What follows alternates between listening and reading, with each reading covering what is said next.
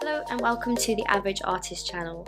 I'm an artist who likes to dabble in many different forms of storytelling. If I'm not drawing comics, I'm reading or writing a book, I'm illustrating, or I'm doing YouTube videos.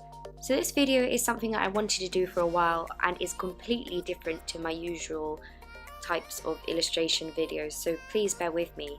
Before we start, I would like to say that this video is not an opinion of mine, and I am simply stating facts and interesting conspiracies that I found online.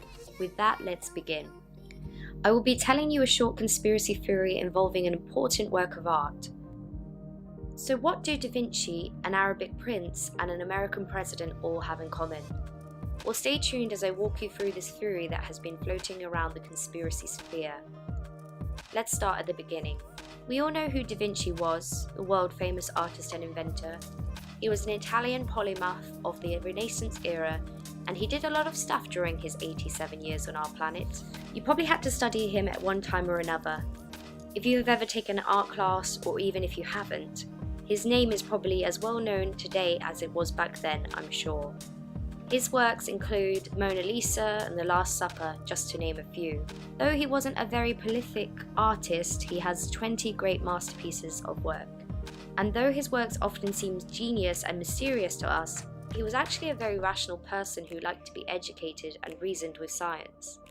This now turns us to one of his well-known pieces, Salvator Mundi, which has been headlining a few interesting stories through its history.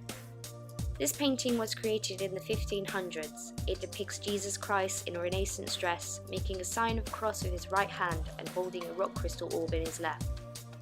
Salvator Mundi is Latin for Saviour of the World.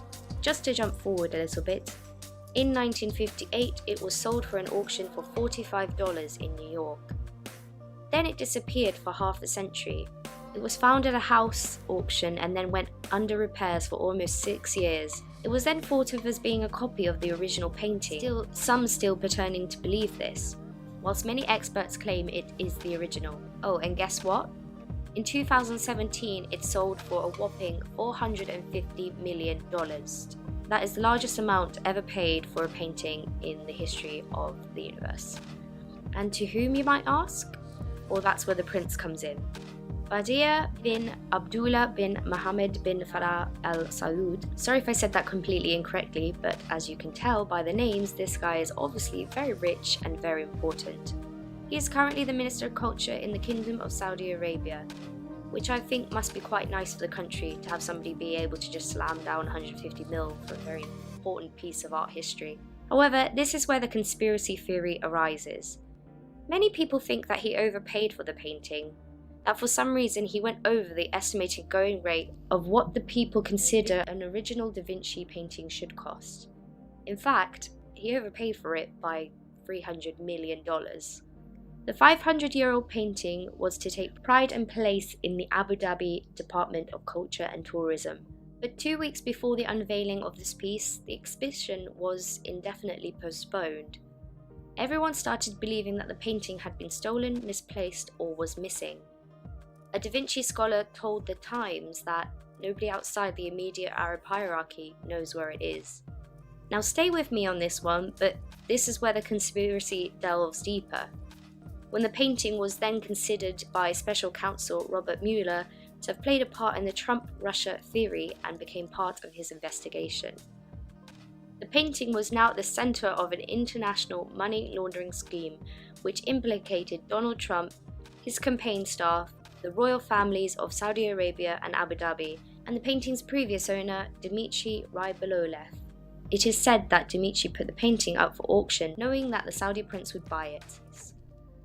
The funds were then apparently sent straight to a group which had ties with the Trump campaign, which would mean that they were money laundering $300 million straight from Dmitry to help fund Trump into the White House. It is a very outlandish theory, and so much so that many people have debunked it, citing that it would have been too stupid to do such a thing with highly well-known work of art at such a high price. But then, sometimes facts are stranger than fiction.